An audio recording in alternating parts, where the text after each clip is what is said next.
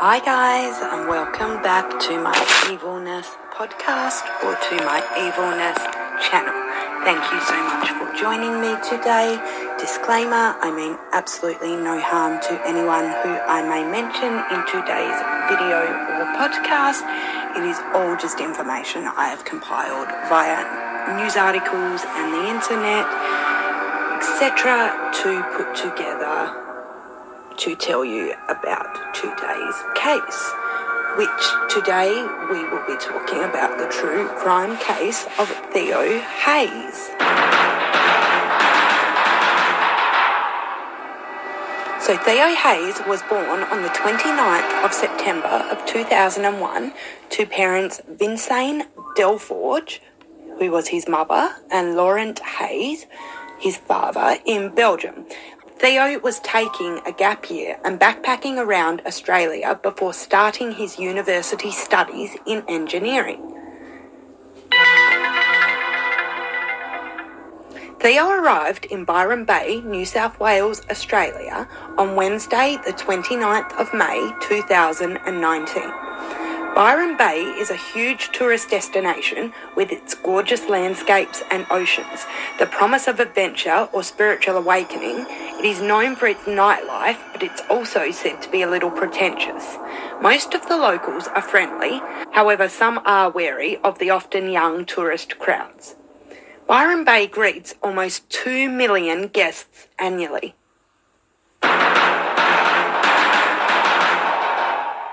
Theo was really enjoying travelling, spending a lot of his time with his cousin Lisa Hayez, who spoke admiringly of Theo's view of a gap year. While other students on a gap year used it to party, Theo was looking to find spiritual contentment via nature. Theo liked to make real connections with people. Lisa also said he had a talent for planning and kept well organised. Theo was one of the more responsible of his peer group. He was close to his family and spoke to his mum multiple times a week. Theo had no big plans for his stay in Byron Bay, just relaxing in the town before planning to catch a Greyhound bus on the 3rd of June 2019 to go back to the Melbourne or Sydney area to then head home to Belgium. Theo was staying at the Wake Up Hostel, Belongal, one of the nicer hostels. It is a little out of the main town, but only by about a 20-minute walk. The Wake Up Hostel also allows guests to use bikes to travel around Byron Bay, as well as offering a free shuttle bus to and from town. Cars are hardly used in Byron Bay, as the whole town is accessible via walking if you are fit enough. Although Theo did have a single room at the hostel, he quickly made friends with other travellers and headed out to enjoy the local nightlife and see out the country he had called home for a year. Theo took the shuttle bus into town in the early evening of May 31st of 2019. It was a bitterly cold night in the middle of an Australian winter.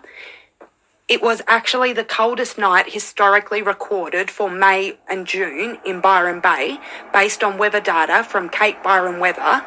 Around sunset, the temperatures were as low as 9 degrees Celsius, which is unusual for the area, even in winter. Theo and his new mates made their way to the Great Northern Hotel and brought some rose wine. CCTV shows this was at 7:45 p.m, and nothing looked out of the ordinary. The friends then took the free shuttle bus back to the hostel and drank the wine on the deck with other guests of the hostel. Theo and some of the other tourists again took the free shuttle bus back into town to a well-known bar called Cheeky Monkeys, which many locals described as overcrowded and sketchy. In the early 2000s, Cheeky Monkeys was ranked as one of the most violent bars in Australia, but locals have said that new ownership by a chain company has since changed the bar's reputation. Cheeky Monkeys is located on one of the main streets in town, and it is rather central. It's only a few blocks from the actual town centre. Theo brought 2 drinks at the bar. Now, Theo had already had some wine, but after consuming these 2 drinks at the bar, Theo was apparently severely intoxicated. Could he have had his drink spiked? which led to Theo being escorted out of the bar by security at about 11 p.m. Witnesses state that Theo was not being rude or anything, but was unsteady on his feet. But there are differing accounts of how drunk Theo actually was, with some witnesses saying he wasn't drunk, while others saying it was quite obvious. No one reported any aggressive behaviour by Theo or his companions, and there was no obvious reason Theo was made to leave. But CCTV does show Theo's exit from the bar. This was the last time that Theo Hayez was seen. Making his way back to the hostel should have been a fairly simple journey. It should have been about a 20-minute walk, but Theo's Google records determined that Theo did not return to the hostel.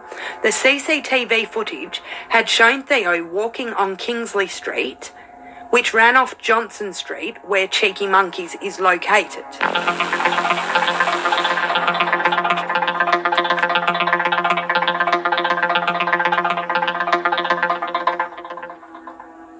Theo then proceeded to Tennyson Street, then to the Youth Activity Centre, which was a large open field.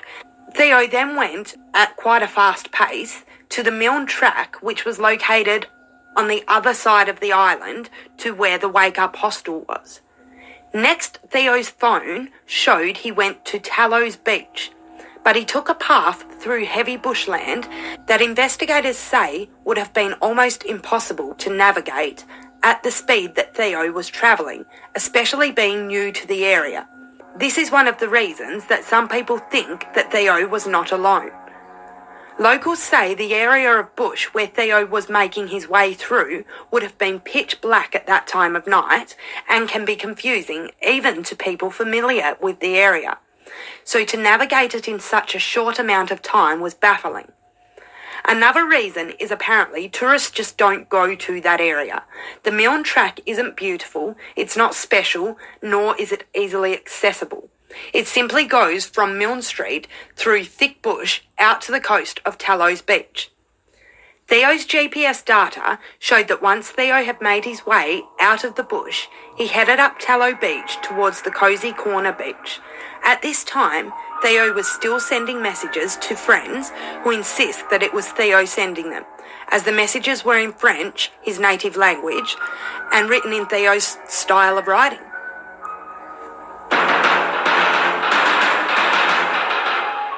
At 12:50 a.m, Theo sent a Facebook message to a friend about an upcoming U2 tour set for Australia.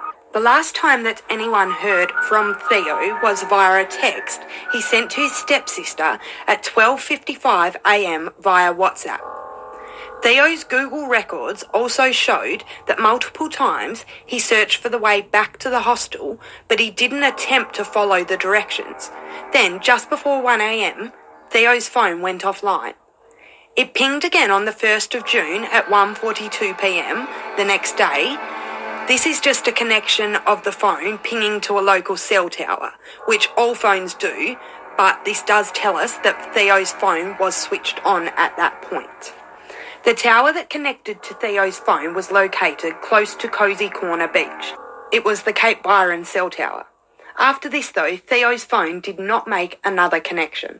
In the following days, the hostel did not report Theo as missing, even after his checkout date passed. However, the sheer amount of tourists who came and went, who drank and took drugs, this kind of behaviour was not unusual and usually due to a strong desire to explore and not from bad luck. After almost 3 days of not hearing from Theo, his mother notified local authorities. A missing persons investigation was launched, but many complained that the trail had gone cold in the time that had passed. Obviously, police searched Theo's room at the hostel, but found no signs that Theo had attempted to pack and leave. All of Theo's suitcases, toiletries, and even his passport remained in his room. An extensive search was implemented, with air, land and sea all being scoured by dogs. Drones, helicopters and divers were all utilised. On the 10th of May, Theo's parents arrive in Byron Bay and start searching for Theo along with local volunteers. They handed out flyers all over the town, but no one had seen Theo.